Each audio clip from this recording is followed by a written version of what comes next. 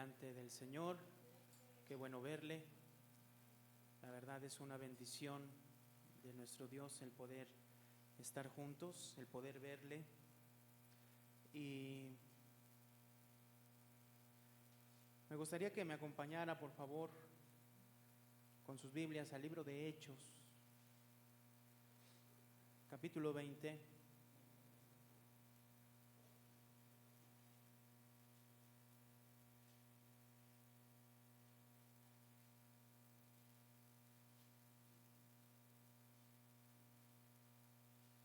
Capítulo 20.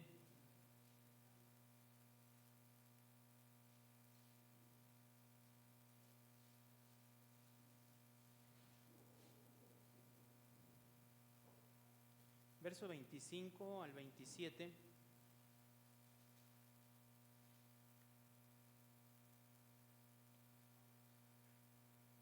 Yo lo leo, sígalo con su vista, dice así: y ahora he aquí, yo sé que ninguno de todos vosotros, entre quienes he pasado predicando el reino de Dios, verá más mi rostro. Por tanto, yo os protesto en el día de hoy que estoy limpio de la sangre de todos, porque no he rehuido anunciaros todo el consejo de Dios. Oramos. Bendito Dios y Padre celestial, Señor de los cielos y de la tierra, delante de tu presencia estamos, Señor, como tu iglesia. Queremos el día de hoy, Señor, pedirte, queremos el día de hoy, Señor, rogarte que tomes nuestras vidas, Señor, que tomes, Señor, nuestras vidas, nuestros corazones, y que traigas, Señor, en este momento de tu paz, de tu gracia, de tu misericordia, y que nos permita, Señor, el día de hoy, con todo nuestro corazón, el poder atender a tu palabra. Háblanos, Señor, a nuestras vidas, a nuestros corazones, que sea, Señor, tu palabra, a través de tu Espíritu Santo, la que obre en nuestras vidas y en nuestros corazones. Tómanos, Dios, tómanos, Padre, en esta hora, en el nombre de Cristo Jesús. Amén y amén. Muy bien, quise empezar con este pasaje porque Pablo en este pasaje se despide de los ancianos y las personas de Éfeso estando en Mileto, en la ciudad de Mileto. Pablo sabía que venía una circunstancia difícil para él en rumbo a Jerusalén y que le esperaba prisión en Jerusalén. Pero antes de despedirse de ellos, es interesante que él protesta delante de ellos, y la protesta que hace delante de ellos en el verso 26 dice: por tanto, yo os protesto en el día de hoy que estoy limpio de la sangre de todos. Y eso lo puede decir Pablo porque dice el verso 27: porque no he rehuido anunciaros todo el consejo de Dios. O sea, lo que Pablo está diciendo aquí es que él se siente tranquilo delante de Dios porque en realidad les puso o les predicó o les compartió o les enseñó todo el consejo de Dios a los hermanos de Éfeso. ¿Y por qué digo esto y por qué comencé con esto? Porque por lo regular nosotros en esta iglesia vamos predicando pasaje por pasaje, capítulo por capítulo, de lo que estamos meditando nosotros a través de los libros que meditamos. El día de hoy, o en esta semana, estos días, estuvimos meditando en 2 de Corintios capítulo 8 y capítulo 9. Si nosotros vamos a 2 de Corintios capítulo 8 y capítulo 9,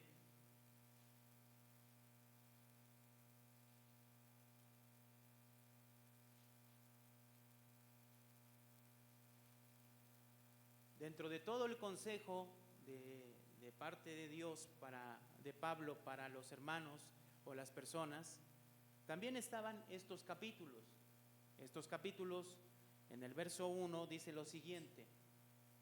Estamos en 2 de Corintios capítulo 8, verso 1. Dice: asimismo, hermanos, os hacemos saber la gracia de Dios que se ha dado a las iglesias de Macedonia, que en grande prueba de tribulación, la abundancia de su gozo y su profunda pobreza abundaron en riqueza de su generosidad. Pues doy testimonio de que con agrado han dado conforme a sus fuerzas y aún más allá de sus fuerzas, pidiéndonos con muchos ruegos que les concediésemos el privilegio de participar en este servicio para los santos.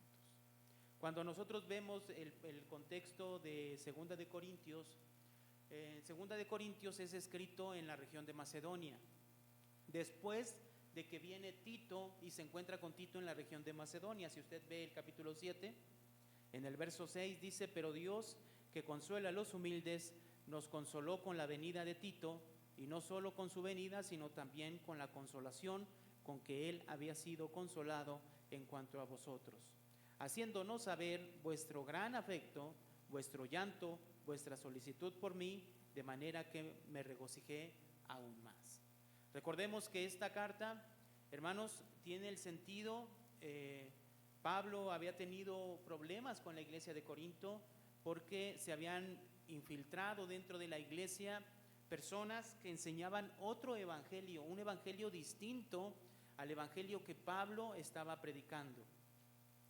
Y estas personas llegaron a influir tanto en la iglesia que hicieron que parte o algunas personas de la iglesia de Corinto despreciaran, hermanos, a Pablo y despreciaran su enseñanza. Primeramente se metieron con su físico y en otras ocasiones le dijeron que estaba loco. Estas personas influyeron a la iglesia, y Pablo con mucha tristeza los va a visitar. No arregla nada, no se logra arreglar cosas por la influencia que había de parte de estas personas dentro de la iglesia. Entonces Pablo sale de Corinto, regresa a Éfeso, se cree que estaba en Éfeso, y estando en Éfeso escribe una carta dura o difícil. De hecho, ahí en el capítulo 7 dice: porque aunque os contristé con la carta, estoy en el verso 8 del capítulo 7, porque aunque os contristé con la carta, no me pesa, aunque entonces lo lamenté, porque veo que aquella carta, aunque por algún tiempo, os contristó. Entonces Pablo escribe esa carta, una carta dura, triste, y esa carta la envía a través de Tito. En este capítulo 7, entonces Tito se encuentra en la región de Macedonia con Pablo y le da muy buenas noticias. Esas buenas noticias son que la iglesia está arrepentida, quiere ver a Pablo y quiere solucionar los problemas con Pablo. Pablo entonces está alegre por la situación que está viendo y la reacción que tuvieron los hermanos de Corinto. Pero en medio de esa circunstancia, hermanos, Pablo, basado en lo que Tito trae como informe, le informa varias situaciones que podemos nosotros ver en la segunda carta a los Corintios. Esta segunda carta a los Corintios en realidad es parte de el anuncio o el reporte que traía Tito de los hermanos en Corinto. Entonces, por un lado está alegre Pablo por esta situación, pero por otro lado quiere ver y abordar algunos detalles específicos. Durante su traslado de Pablo, lo que Pablo quería hacer era llevar una ofrenda a los hermanos de Jerusalén. En su tercer viaje, Pablo empieza entonces a recolectar esta ofrenda y a decirle a los hermanos que si podían aportar para los hermanos que estaban sufriendo pobreza en Jerusalén. Por lo tanto, Pablo empezó a pedirles a cada una de las iglesias que si podían aportar algo para estas personas en Jerusalén. Y aquí en el capítulo 8 y capítulo 9 de Segunda de Corintios, Pablo aborda este punto de la ofrenda que él iba a llevar a Jerusalén. En medio de todo lo que estaban pasando y la relación que había sido tensa entre ellos, Pablo mete esto de parte de Dios. Ahora, escuchen, es interesante que el punto central de la carta de Segunda de Corintios es la gracia de Dios. Ya lo he mencionado anteriormente. Esta gracia de Dios es mencionada, escúcheme, muchas más veces en el capítulo 8 y capítulo 9 que en toda la carta.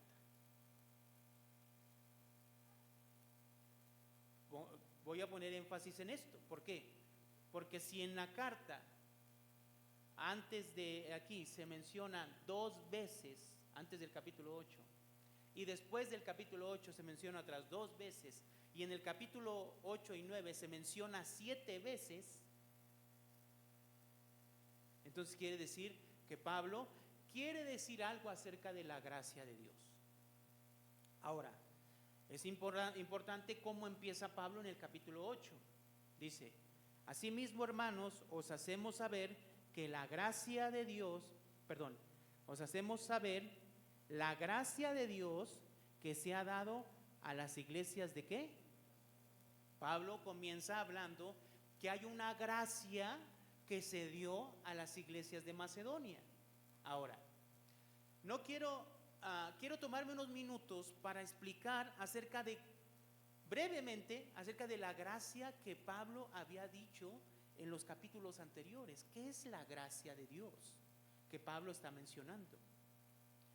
Si nosotros vemos el capítulo 1, quisiera que me acompañara. Capítulo 1.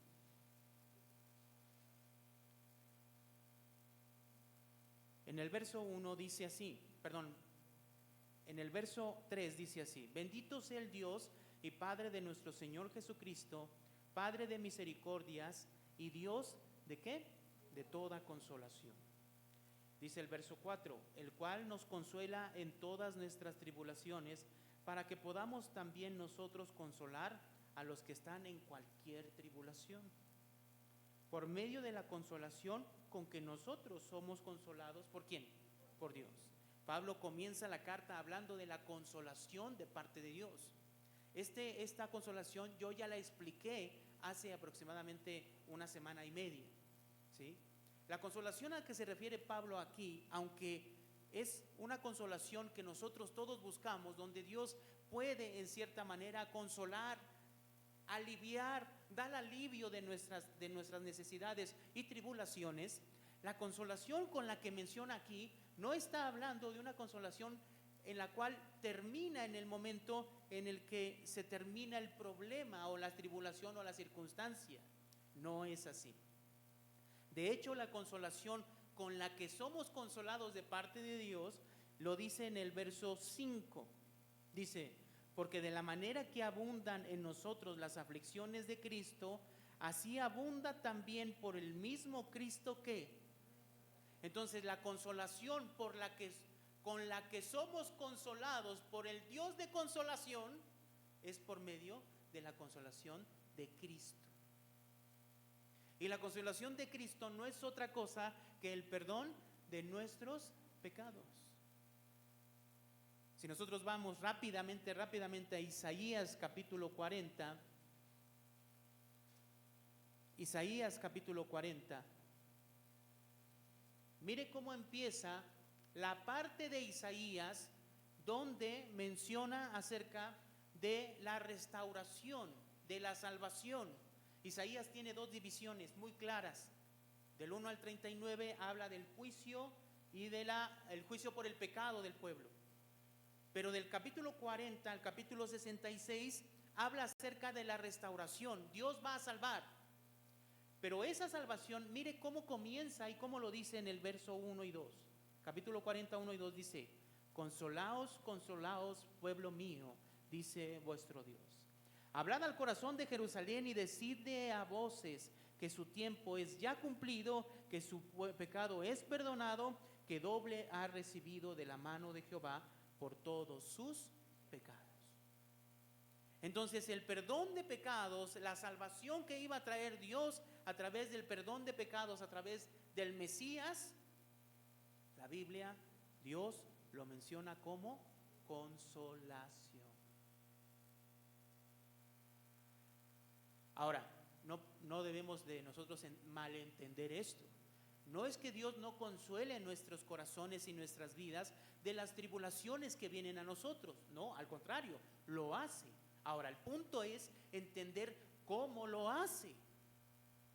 Si nosotros regresamos al capítulo 1 de Segunda de Corintios,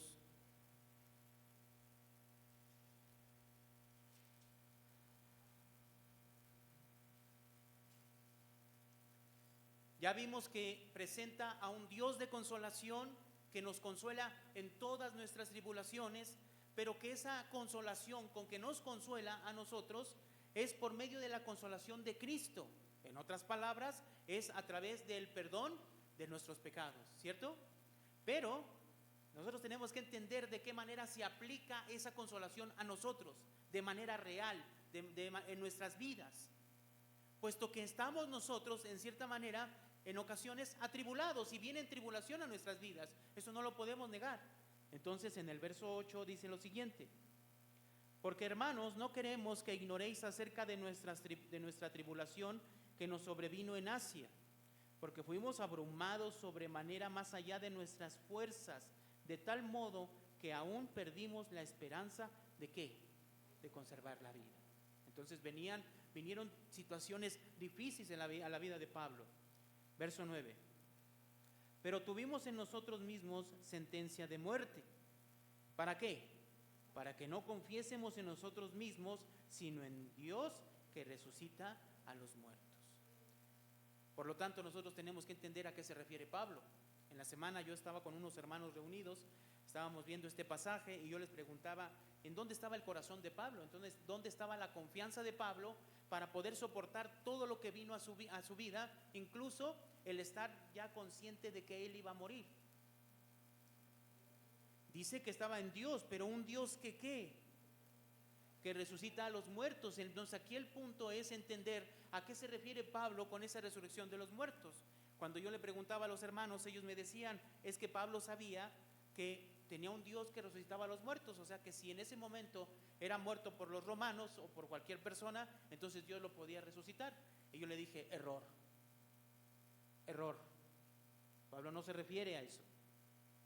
Ahora, Dios puede resucitar a alguien y perfecto, y lo vemos, lo resucitó. ¿No resucitó a Lázaro? Perfectamente, ¿no? ¿Entendemos eso? Sí. Pero cuando Pablo se refiere a la resurrección de los muertos, no se está refiriendo a que Dios una persona muere y la va a resucitar, sino que esa resurrección de los muertos se refiere a una resurrección perfecta. Pablo, de esta manera lo dice, hermanos, en el libro de Hechos, capítulo 24, verso 14.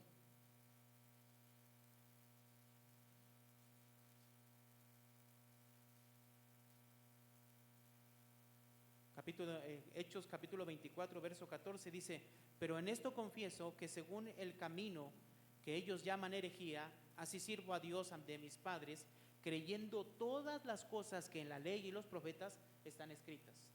Pablo está haciendo referencia a la ley y los profetas, o sea, está haciendo referencia a todo el Antiguo Testamento.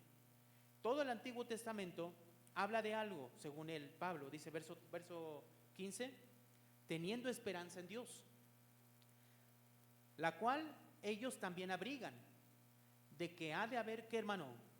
Resurrección de los muertos, así de justos como de ¿qué? Como de injustos. Pablo habla de la resurrección de los muertos. ¿A qué se refiere Pablo? Pablo se refiere a una resurrección que va a venir cuando venga nuestro Señor Jesucristo, donde nuestros cuerpos serán transformados. A eso Pablo le llama la resurrección de los muertos. Vamos al libro de Primera de Corintios capítulo 15, busque Primera de Corintios 15.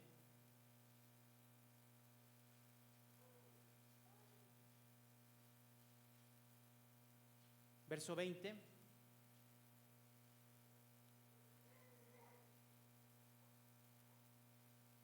Dice: mas ahora Cristo ha resucitado de los muertos, primicia de los que durmieron, ¿qué? Es hecho. Entonces Cristo es la primicia. ¿La primicia de qué? de la forma y el lugar donde nosotros vamos a estar. ¿Qué predicamos? Que un día nuestro Señor Jesucristo va a venir y va a perfeccionar nuestros cuerpos y vamos a estar en el lugar donde Él está. Esa es la promesa. Ahí radica nuestra esperanza. Pablo entonces tiene en su mente esto, y en el verso 21 dice así: porque por cuanto la muerte entró por un hombre, también por un hombre la resurrección de los muertos. Porque así como en Adán todos mueren, también en Cristo, ¿qué, hermano? Todos serán, ¿qué? Vivificados. Pero cada uno a su debido orden. Cristo, las primicias. Luego, los que son de Cristo, ¿cuándo? En su venida. Pablo, cuando menciona la resurrección de los muertos, se está refiriendo a esa venida de Cristo, donde de forma perfecta nuestros cuerpos van a ser glorificados y estaremos de forma perfecta donde Él está. Nosotros esperamos eso, ¿cierto? Eso es lo que esperamos. Entonces, si regresamos al libro de Segunda de Corintios, capítulo 1, Pablo menciona dos veces en la carta el Espíritu Santo como las arras de nuestra herencia. Según en el capítulo 1, en el verso 21, dice así: y el que nos confirma con vosotros en Cristo, y el que nos ungió, ¿quién es? Es Dios, el cual también nos ha sellado y nos ha dado, ¿qué, hermano? Las arras del Espíritu en nuestros corazones. Entonces menciona aquí al Espíritu Santo como las arras. Hermano, esto va a ser importante. ¿Qué son las arras? Las arras son una garantía, una promesa. Cuando alguien se casa y le da las arras a su esposa, está diciendo: yo voy a suplir. Ahora, si nosotros de una forma humana, porque así lo hacemos, de una forma humana, no sabiendo lo que va a pasar, limitados en todos los aspectos, prometemos que vamos a suplir. Imagínese Dios, ¿qué hace con nosotros? Nos da el Espíritu Santo como ¿qué? Como garantía y promesa de ¿qué? Miren, este mismo pasaje lo podemos ver en el libro de Efesios. Busque Efesios, capítulo 1, verso 13 y 14. Dice: en él también vosotros, habiendo oído la palabra de verdad, el evangelio de vuestra salvación, y habiendo creído en él, fuisteis sellados con el Espíritu Santo ¿de qué? De la promesa. 14, que es las arras de nuestra herencia hasta la redención de la posesión adquirida para alabanza de su gloria. ¿Qué significa esto? El Espíritu Santo son las arras de nuestra herencia. ¿Qué vamos a heredar, hermanos? El cuerpo de Cristo. Vamos a heredar el cuerpo. Nuestro cuerpo va a ser similar al cuerpo de Cristo, como Él está de una manera glorificada, y estaremos donde Él está, a la diestra del Padre. Esa es nuestra herencia. Por lo tanto, Pablo, en medio de las tribulaciones que estaba pasando, hermano, él habla de la consolación con que Dios lo consuela o nos consuela. Esto es a través de Cristo Jesús, sí. Pero ¿cómo es posible que una persona que esté a punto de morir siga adelante a pesar de las circunstancias que está viviendo? Porque Pablo tenía su esperanza en un Dios que levanta de los muertos. Y para ello, Dios, ¿qué hace? Nos da el Espíritu Santo, que son las arras de nuestra herencia. ¿Para qué? Para que ese Espíritu actúe en nosotros para llevarnos a esa perfección que viene a través de la venida de nuestro Señor Jesucristo. ¿Sí me expliqué, hermanos? Parte de esto, lo vemos en el capítulo 4 de Segunda de Corintios. Vamos a verlo.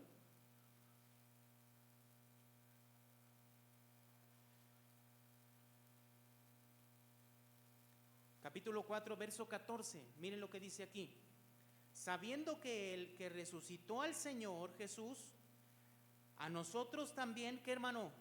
Nos resucitará con Jesús y nos presentará, ¿qué? Juntamente con vosotros. ¿Sí se entiende?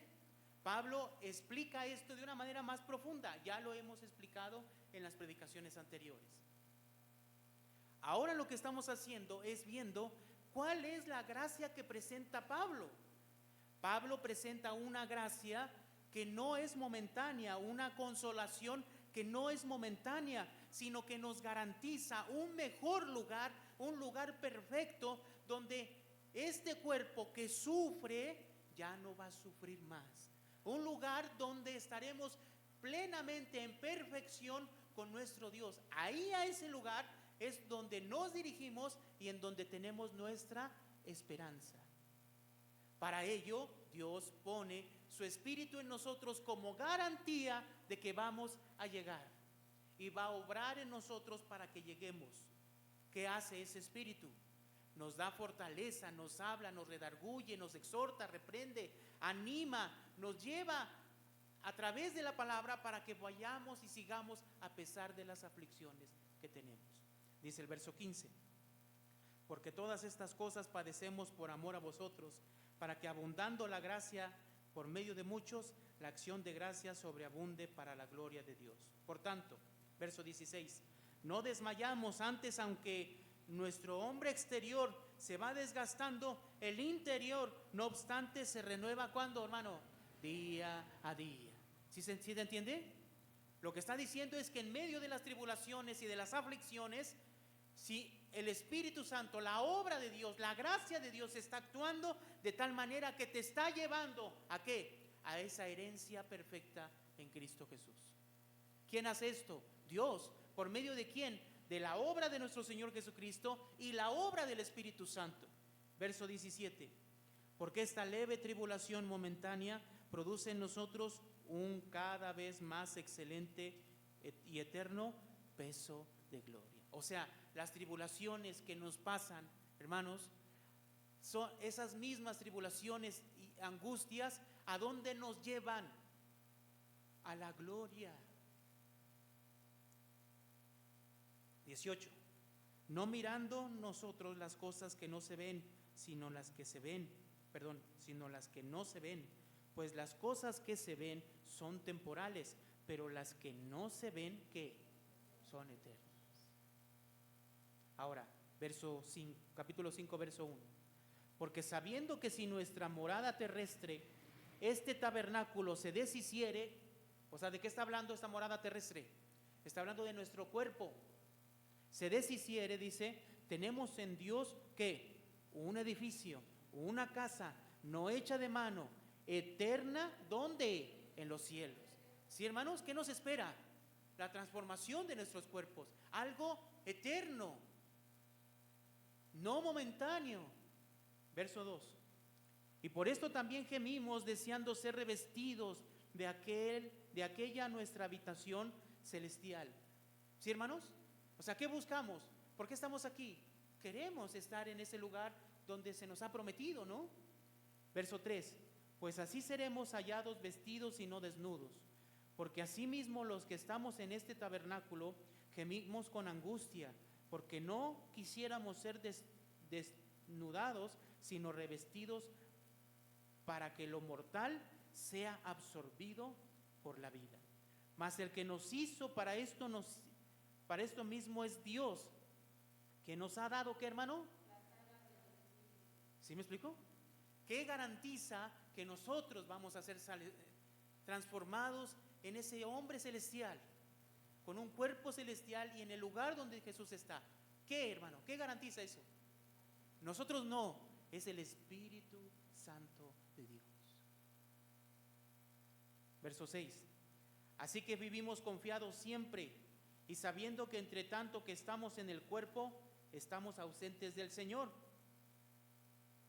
Porque por fe andamos, no por vista. Pero confiamos, y más quisiéramos estar ausentes del cuerpo y presentes al Señor. Por tanto, procuramos también, o ausentes o presentes, ¿qué, hermano? Entonces, estemos estemos allá o estemos aquí, pase lo que pase, ¿qué es lo que tenemos que hacer? Ser agradables a Dios. Ahora, esta idea, Pablo la termina en parte, en el capítulo 6, verso 1, y dice: así pues nosotros, como colaboradores suyos, os exhortamos también, leemos juntos, dice, a que no recibáis en vano la gracia de Dios. Todo lo que Pablo ha dicho hasta este momento, todo lo que vemos en el capítulo 1 al capítulo 5, Pablo está mencionando acerca de la gracia de Dios. Una gracia que trasciende más allá de nuestras tribulaciones. Una consolación que viene de parte de Dios, que trasciende más allá del instante y del momento de la tribulación, sino que nos hace atravesar la tribulación, atravesar el problema, teniendo esperanza en esa resurrección de los muertos. ¿Sí me explico, hermano? Ahora, teniendo en cuenta esto, Pablo en el capítulo 8, hablando de la ofrenda que va a llevar a Jerusalén, a pesar de haber tenido un conflicto con ellos, el cual ya se había solucionado, retoma este punto y les habla acerca de esta ofrenda. Y dice el capítulo 8, verso 1: asimismo, hermanos, os hacemos saber la gracia de Dios que se ha dado a las iglesias de Macedonia. A ver, ¿qué gracia, hermanos? Verso 2: que en gran prueba de tribulación, la abundancia de su gozo y su profunda pobreza abundaron en riqueza ¿de qué? De su generosidad. En otras palabras, a pesar de que tenían tribulación, a pesar de que eran pobres, ellos dice que estaban en prueba de tribulación, estaban gozosos y a través de su profunda pobreza abundaron en riqueza de su generosidad. Verso 3 dice: pues doy testimonio, o sea, Pablo es testigo, de que con agrado han dado conforme a sus fuerzas y aún más allá de ¿qué? De sus fuerzas. Pablo está hablando de unas iglesias en Macedonia que las está poniendo de ejemplo de que a pesar de su tribulación y lo que estaban viviendo, ellos entonces dieron para esta ofrenda que Pablo iba a llevar a Jerusalén. Verso 4. Dice el verso 4: pidiéndonos con muchos ruegos que les concediésemos el privilegio de participar en este servicio. ¿Para qué? Para los santos. Entonces esta iglesia de Macedonia, a pesar de que eran pobres, a pesar de su tribulación, entonces se esforzaron más allá de sus fuerzas y le dijeron y le rogaron a Pablo: permítenos apoyarte. Ese es el ejemplo que Pablo está dando a los hermanos de Corinto. Verso 5: y no como lo esperábamos, sino que asimismo se dieron primeramente al Señor y luego a nosotros por la voluntad de Dios. Y esto nos recuerda algo. Para que una persona pueda actuar así, para que una iglesia pueda actuar de esta manera, hermanos, no es otra cosa sino a través de la obra de nuestro Señor Jesucristo. Es a través de la gracia de Dios. Esa gracia que actúa en la persona, en la iglesia, en estas iglesias, para que a través de la tribulación, a pesar de la tribulación y de su pobreza, se esforzasen y ellos mismos rogaran para que fueran participantes de esa ofrenda. ¿Esto quién lo produce, hermanos? ¿Quién? ¿Quién puede producir eso?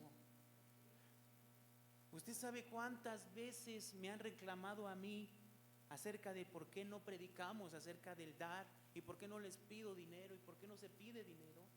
Y siempre, y aquí hay testigos de que siempre he citado este pasaje, porque una persona que entiende esa gracia que ha recibido es una persona que se desprende y da.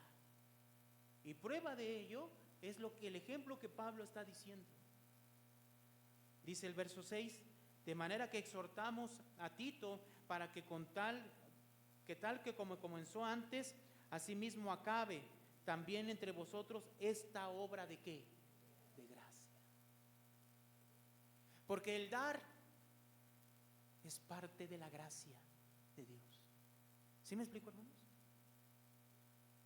Verso 7. Por tanto, como en todo abundáis, en fe, en palabra, en ciencia y en toda solicitud, y en vuestro amor para con nosotros, abundad también ¿qué? En nuestra gracia.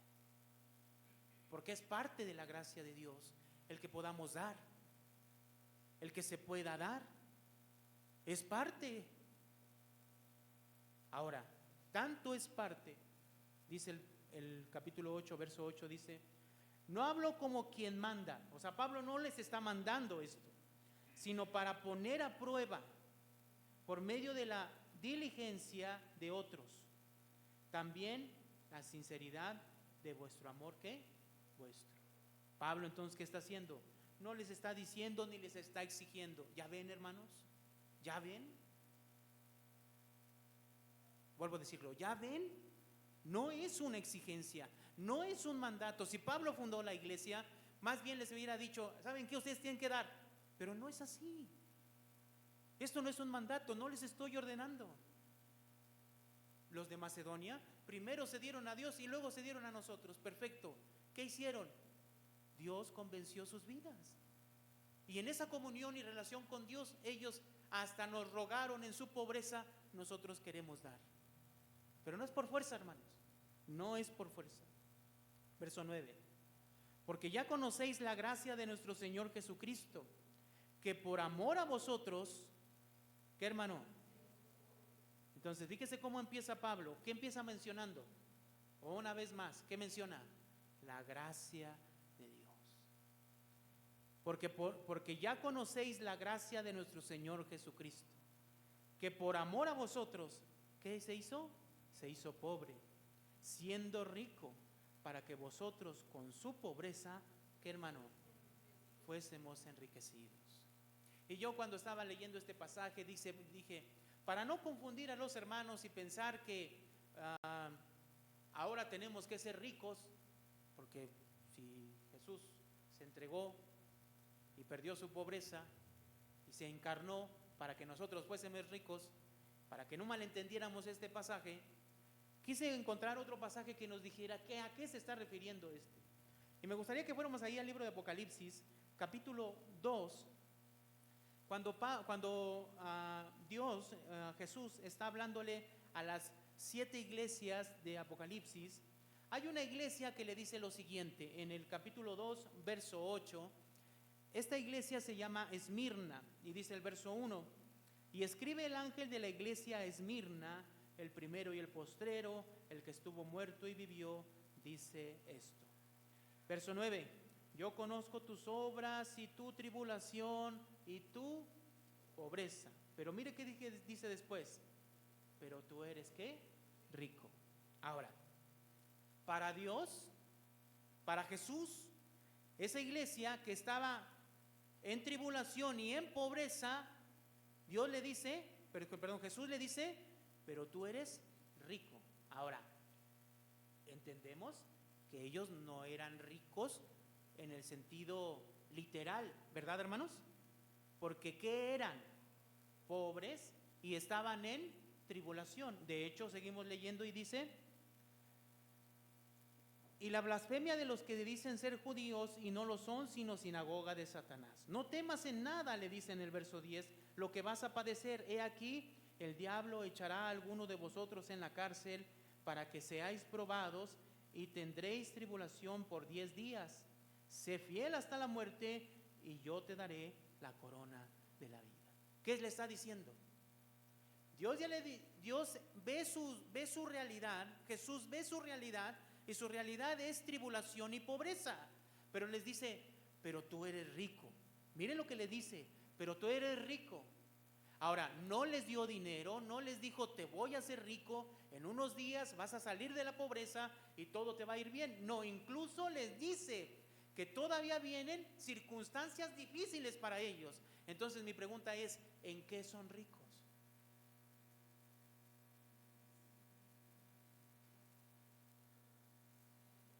¿En qué son ricos? Jesús mintió. ¿Si eran ricos o no, hermanos? Ahora, ¿en qué? ¿En qué eran ricos? Hermanos, es que ese es el punto, ¿no? Cuando nosotros vemos riqueza y pobreza en este mundo literal, hablando de dinero, hablando de posesiones, entendemos de esa manera y queremos tal vez entender la Biblia de esa manera. Estas personas, esta iglesia gozaba del cuidado de Dios a pesar de las tribulaciones. ¿Sí me explicó? En otras palabras, lo que Pablo dice en 2 de Corintios es la gracia de Dios. ¿Qué tenían estas personas? La gracia de Dios. Esa gracia de Dios que los iba a llevar ¿a dónde? A la esperanza que Pablo tenía de la resurrección de los muertos. Por tanto, ellos eran ricos. Ellos son ricos. No van a ser ricos. No. Dice, pero tú eres tiempo presente. Su riqueza no estaba basada en las cosas materiales, no, sino en ¿qué? En la gracia que ellos habían recibido. Que a pesar de las tribulaciones, ¿qué le dice Dios? Sé fiel hasta la muerte. Séme fiel. Persevera, sigue adelante a pesar de ¿qué? De las aflicciones. Entonces, cuando nosotros regresamos a 2 de Corintios, en el capítulo 8, verso 9, cuando dice, porque ya conocéis la gracia de nuestro Señor Jesucristo, que por amor a vosotros se hizo pobre, siendo rico, para que nosotros con su pobreza fuésemos ¿qué? Enriquecidos. ¿En qué? Entonces, ¿a qué se refiere? Hermanos, sí.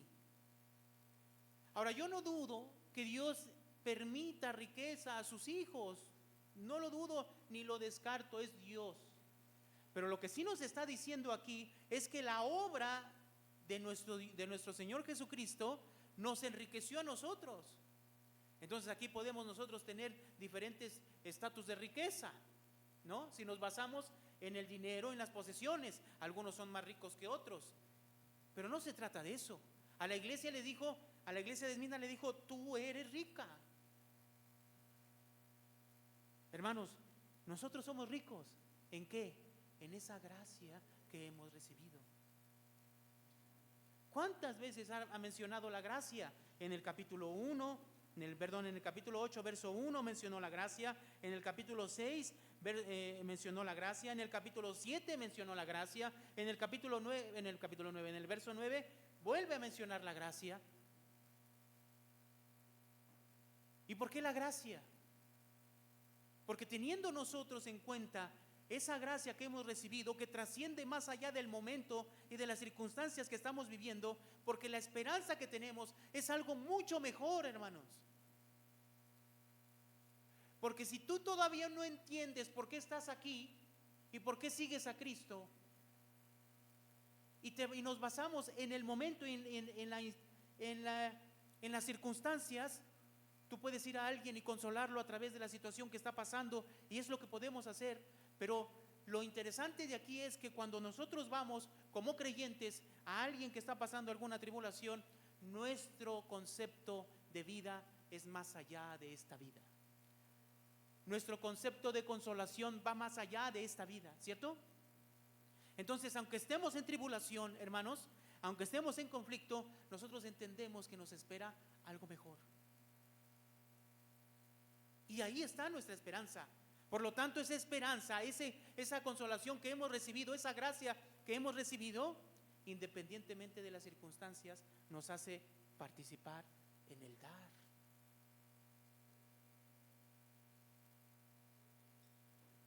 En el dar. Quiero ver el verso 10, dice así: en esto doy mi consejo, porque esto os conviene a vosotros, que comenzasteis antes, no solo a hacerlo, sino también a quererlo. Desde el año pasado, era algo que la iglesia quería hacer desde hace un año pasado, dice aquí Pablo. Ahora pues llevad también a cabo el hacedlo, porque como estuvisteis pronto a querer, así también lo estéis en cumplir conforme a lo que tengáis. Porque si primero hay la voluntad dispuesta, será aceptada según lo que uno tiene, no según, ¿qué, hermano? Lo que uno no tiene. ¿Qué se da, hermano? Lo que uno tiene. ¿Qué no se da? Lo que uno no tiene. Es sencillo, ¿no? El dar no es otra cosa más que dar lo que uno tiene, lo que uno puede dar. Verso 13. Porque no os digo esto para que haya para que haya para otros holgura y para vosotros estrechez, sino para que en este tiempo, con igualdad, la abundancia vuestra supla la escasez de ellos, para que también la abundancia de ellos supla la necesidad vuestra, para que haya ¿qué? Igualdad. Hermanos, si tú puedes apoyar a alguien, dar a alguien, ¿para qué es? ¿Para qué Dios te dio? Según esto, es para que puedas dar a otros. ¿Para qué te lo dio Dios? Para que lo almacenes y lo tengas ahí guardadito. No digo que no, hermanos, pero la Biblia enseña el dar. Es parte de la gracia. Saltamos al capítulo 9, verso 1, dice: cuanto a la administración para los santos, es por demás que yo os escriba, pues conozco vuestra buena voluntad, de la cual yo me glorío entre los de Macedonia, que Acaya, o sea, Acaya es los corintios, vamos a ponerle así, que los de Corinto está preparada desde el año pasado, y vuestro celo ha estimulado a la mayoría. ¿Sí? O sea, aquí ya dice que él, estando en Macedonia, estaba presumiendo a los hermanos de Acaya, a los corintios, de que ya llevaban casi un año, había pasado un año donde querían participar de este apoyo. Verso 3: pero he enviado a los hermanos para que nuestro gloriarnos de vosotros no sea en vano en esta parte, para que, como lo he dicho, estéis preparados. No sea que si vinieren conmigo algún macedonio y os hallaren desprevenidos, nos avergoncemos nosotros, por no decir vosotros, de esta ¿qué? Nuestra confianza. O sea, ¿qué está diciendo? Pues por eso les enviamos, hermanos, antes, para que les digan: sale, hermanos, vamos a llevar la ofrenda a Jerusalén, estén preparados para que cuando venga Pablo le den la ofrenda y nos vayamos. Verso 5. Por tanto, tuve por necesario exhortar a los hermanos que fuesen primero a vosotros y preparasen primero vuestra, ¿qué, hermano? Vuestra generosidad. ¿Usted qué entiende por generosidad? ¿Qué es generoso? O sea, ¿qué es generoso? Dice: generosidad antes prometida, para que esté lista como de generosidad y no como de exigencia nuestra. Vuelvo a repetir, hermanos. Vuelvo a repetir, porque esto me ha causado problemas a mí. Hubo una persona que un día me encaró de frente y me dijo: pues si no tenemos en esta iglesia esto y esto y esto y esto y esto y esto y esto y esto y esto, es por tu culpa, porque no sabes pedir. Y una vez más, no es con exigencia, no se exige, no se tiene que exigir, porque una persona que ha recibido la gracia de Dios, lo que da también lo da de gracia. Verso 6. Pero esto digo: el que siembra escasamente, también segará escasamente, y el que siembra generosamente, generosamente también segará. Tengamos cuidado en este pasaje. No se malentienda este pasaje pensando que si tú das, Dios te va a dar lo mismo, y si tú das más, Dios te va a dar más. Entonces, mientras más tú des, Dios te va a dar más. Tengamos cuidado a qué se refiere. Para que podamos entender esto, necesitamos leer los dos versos siguientes. Dice el verso 7: cada uno dé como propuso en su corazón, no con tristeza ni por necesidad, porque Dios ama ¿a quién? Hermanos, ¿a quién ama Dios? al dador alegre. ¿Sí? Ahora, pongamos atención al verso 8. Y poderoso es Dios para hacer que abunde en vosotros, ¿qué, hermano? Toda gracia. ¿Qué es toda gracia? ¿Qué es toda gracia? ¿Qué será toda gracia? Todo lo que Él nos ha dado y nos ha prometido, ¿cierto? O sea, la gracia que se está refiriendo Pablo, aunque aquí lo está mencionando en el concepto de dar, se está refiriendo a la gracia que mencionó en los primeros capítulos. ¿Sí me explicó?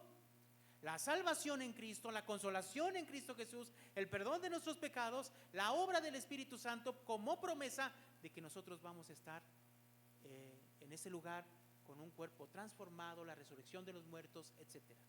Y el Espíritu Santo como garantía de eso. Por tanto, si alguien da generosamente, se le dice aquí, generosamente también segará.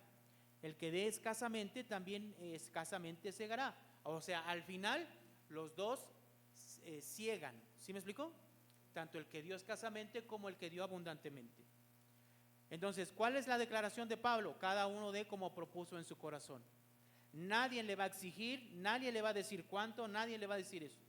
No con tristeza, tampoco es una obligación, tampoco se tiene que sentir mal, ni por necesidad, porque Dios ama al dador alegre. Y poderoso es Dios para hacer que abunde en vosotros, ¿qué, hermano?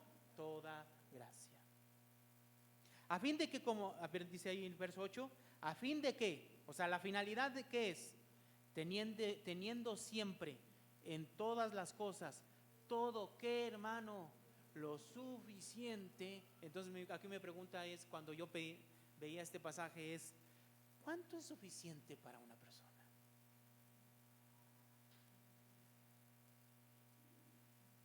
¿Cuánto es suficiente para usted?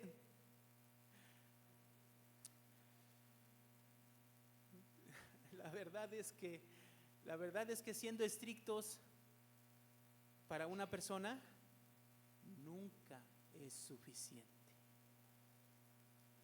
¿O no? La verdad, hermanos. Entonces, ¿qué significa esto suficiente?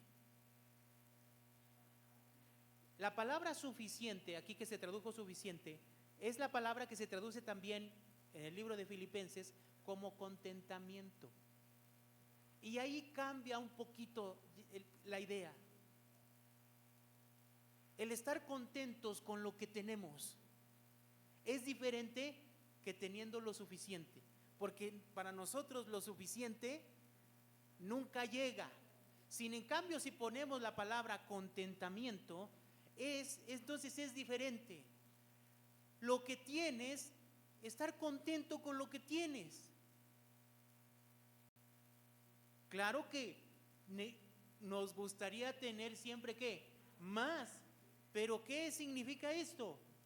O sea, esa gracia que hemos recibido de parte de Dios y que va a abundar en nosotros, ¿qué va a provocar? O sea, ¿cuál es la finalidad? En el verso 8, teniendo siempre en todas las cosas lo suficiente, o que estemos contentos o con contentamiento, abundéis para toda buena obra. Teniendo lo suficiente, estando contentos con lo que tenemos, poder dar. Eso es lo que está diciendo Pablo. Verso 9, como está escrito, repartió, dio a los pobres, su justicia permanece para siempre. ¿Saben de quién habla este pasaje? Este pasaje habla de alguien importante. Nada, rápido, vamos, rápidamente. Salmo 112. Salmo 112, y con esto vamos terminando. Salmo 112. ¿De quién habla Pablo cuando dice estas palabras?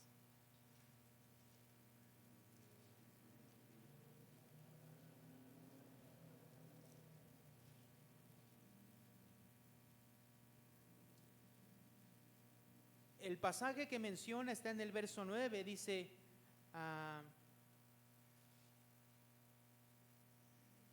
112:9, reparte, da a los pobres su justicia permanece para siempre, su poder será exaltado en gloria.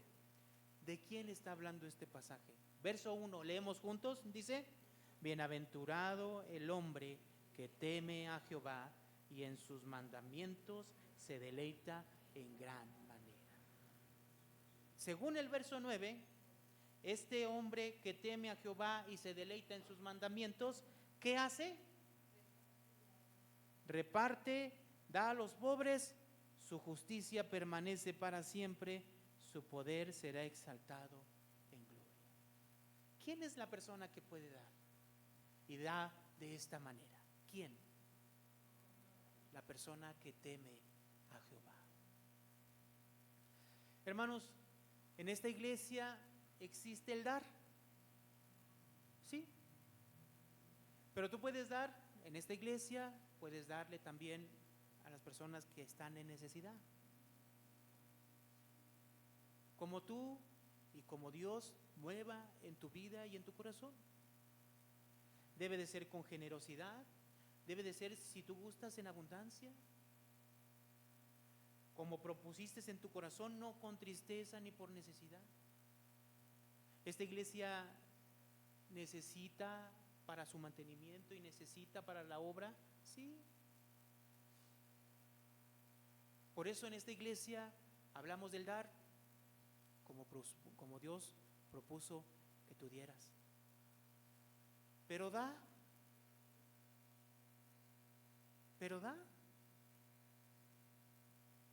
En la Biblia no está el no dar. Inclusive en medio de la dificultad, fíjense nada más. ¿Y eso quién lo puede hacer, hermanos? Es Dios quien lo puede hacer.